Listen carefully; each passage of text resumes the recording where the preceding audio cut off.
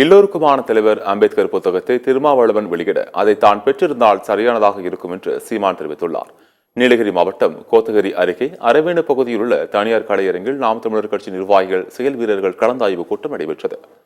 இந்த கூட்டத்திற்கு தலைமை வகித்த அக்கட்சியின் தலைமை ஒருங்கிணைப்பாளர் சீமான் பின்னர் செய்தியாளர்களை சந்தித்தார். அப்போது பேசிய அவர், எல்லோருக்குமான தலைவர் அம்பேத்கர் புத்தக வெளியீட்டு விழாவிற்கு தான் அழைக்கப்பட்டதாக குறிப்பிட்டார்.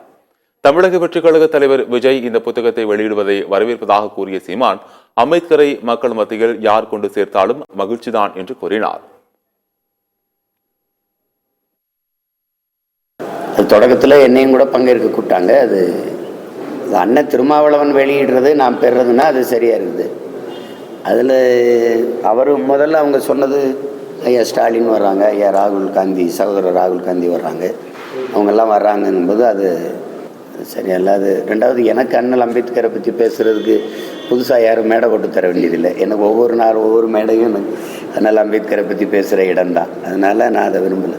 அதை வரவேற்கிறேன். வெளியிடுறது அண்ணல் அம்பேத்கரை பற்றிய செய்திகள் இந்த தலைமுறை பிள்ளைகளுக்கு போய் சேருவது எந்த வடிவத்தில் போய் சேர்ந்தாலும் அதை ஏற்கணும், அதை வரவேற்கணும்.